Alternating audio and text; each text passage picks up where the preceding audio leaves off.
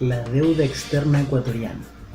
Es cierto que Rafael Correa, expresidente de la República del Ecuador, elevó a niveles nunca antes vistos el endeudamiento público. Empezaremos diciendo qué era lo que sucedía con el tema de la deuda previo a 2007. Y básicamente era una deuda que, como veremos, estaba razonablemente controlada. Ahora bien, una de las primeras acciones en el gobierno del economista Rafael Correa fue fijar un límite constitucional al endeudamiento y se dispuso que fuera el 40% del Producto Interno Bruto. Además, una de las primeras acciones de ese gobierno fue crear una comisión de auditoría integral del crédito público. Dicha comisión presentó un informe que cuestionaba la legitimidad y legalidad de múltiples tramos de la deuda.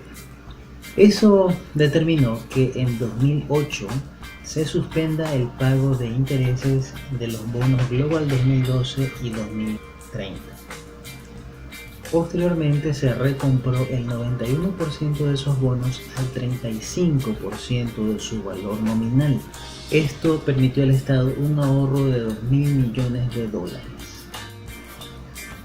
Por otra parte, en 2014 se llevó a cabo una operación financiera de swap con oro, el cual fue entregado como respaldo a Goldman Sachs por un préstamo de 400 millones de dólares. Si nos ponemos a pensar en cuánto valía el oro en ese momento, nos podemos sorprender porque su valor ascendía a 605 millones de dólares, equivalía a 465.619 onzas. Ahora, a continuación vamos a ver un gráfico que muestra la evolución de la deuda pública externa en miles de millones de dólares. Si podemos observar a 1999, tenemos una deuda de 13.800 millones de dólares, la cual en el año 2009, el año de crisis financiera internacional, llegó a su punto más bajo en la serie de 7.400 millones de dólares, para luego, hacia finales del gobierno de Rafael Correa, llegar a los 26.000 millones de dólares. En 2017, que ya corresponde a un valor que incluye una emisión que realizó el gobierno del presidente actual por alrededor de 2.000 millones de dólares, nos encontramos con un valor de la deuda externa de 29.000 millones, y eso representa aproximadamente el 42% del PIB en ese año 2017. Si por otro lado miramos el tema de la deuda pública, asimismo en miles de millones de dólares, en el gráfico podemos ver que pasa en el año 99 de 3.000 millones hasta 15.000 millones en el año 2017. Estamos hablando de siempre los saldos a diciembre de cada año, excepto el dato de 2017 que corresponde a mayo.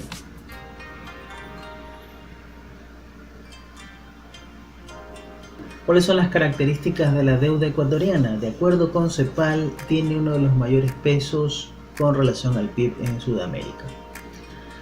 Aparte de eso, tenemos un estrecho vínculo entre la deuda externa y la liquidez, por el tema de que en Ecuador no hay moneda propia y dependemos del dólar.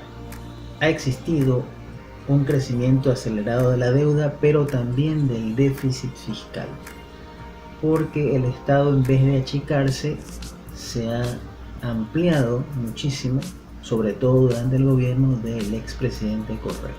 Hay que decir que la nueva deuda fue contratada a plazos muy cortos y a tasas de interés elevadas. Estamos hablando sobre todo en la década correspondiente al periodo 2007 al 2017.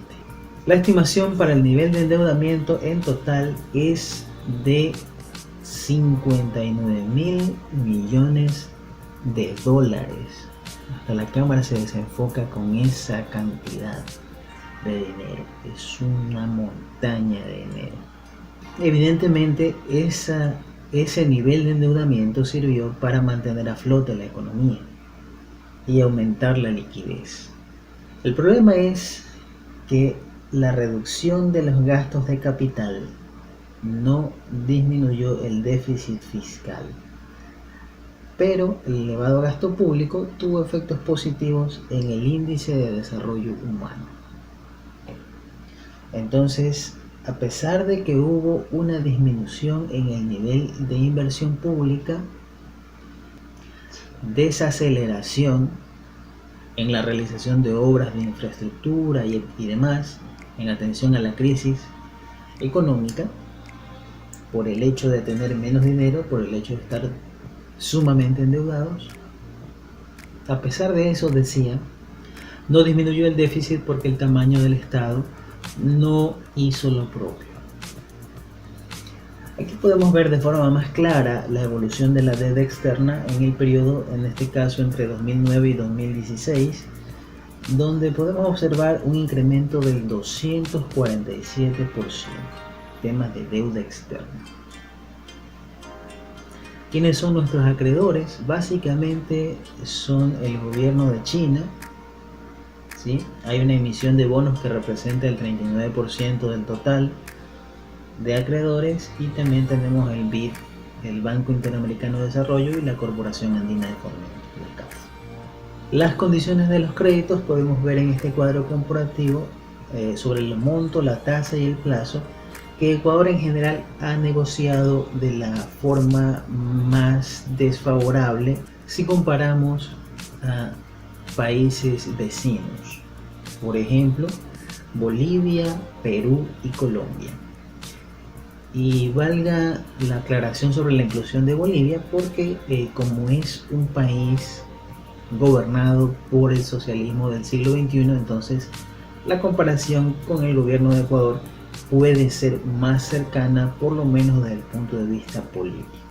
Entonces, la tasa en promedio para estas operaciones fue de casi el 10%, estamos hablando de más del doble de la tasa que le cobran a los otros países en el ejemplo, y el plazo menos favorable en promedio de 8 años, nada más. Ahora, dentro de la deuda no se contabilizan ciertas operaciones de crédito que, por ejemplo, tenemos el tema de las preventas petroleras. Y para ello hay una estimación aquí de que entre 2009 y 2015 se habrían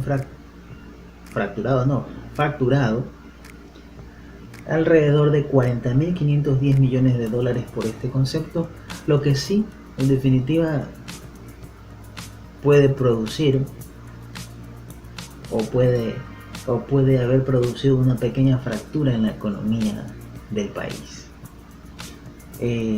Aparte de las preventas petroleras, otra operación de crédito que se hizo o no reconocida oficialmente como deuda está relacionada con las facilidades de liquidez, que son bonos emitidos por el Ministerio de Finanzas para que el sector privado pueda cobrar lo que el gobierno le adeudaba, y también los gobiernos seccionales. Entonces el gobierno central, en busca de liquidez, emite a través del Ministerio de Finanzas estos bonos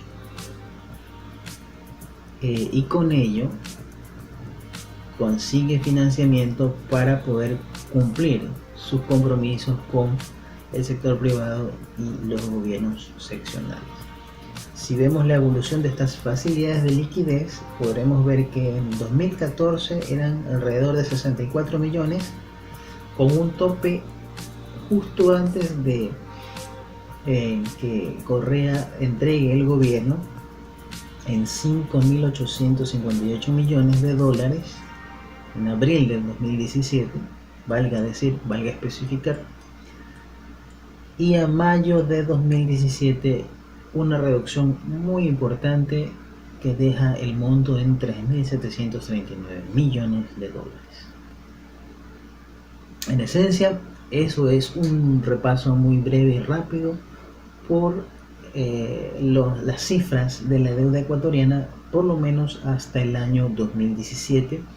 Este es producto de una investigación de varios analistas económicos. En la descripción les voy a dejar toda la bibliografía a la que me referí para poder elaborar este pequeño análisis y esta pequeña síntesis, con la cual quiero decir que sí, en conclusión, efectivamente el expresidente Rafael Correa nos dejó extremadamente endeudados. Hubo muchas obras, cabe decir. Sin embargo, siempre vale la pena preguntarse a costa de qué.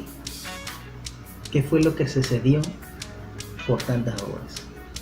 Y sin duda ustedes tendrán su propio criterio. ¿Creen que el gobierno de un presidente puede evaluarse sencillamente en función por el número de obras que realiza?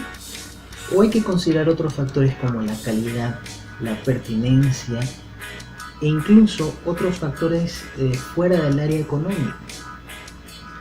Es decir, el nivel de desarrollo humano, el nivel de satisfacción con la vida que puedan tener los habitantes de una nación, más allá de las tasas de interés elevadísimas que se pagaban por los créditos contratados durante el gobierno de Correa, más allá de las cláusulas de confidencialidad que impedían que los ecuatorianos nos enteremos de qué condiciones configuraban la deuda ecuatoriana, más allá de cualquier movimiento u operación oscura, soterrada en relación al tema de la deuda, siempre es bueno preguntarse: ¿eso realmente benefició al país?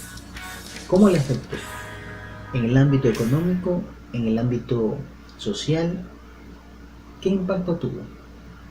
¿Cuál es tu valoración de la deuda ecuatoriana? Si tienes dudas, déjalas en los comentarios. Si te gustó este video, compártelo, dale like y nos vemos en el siguiente video. Esperemos que ya como país estemos menos endeudados. Hasta la próxima y sigue buscando tu inspiración.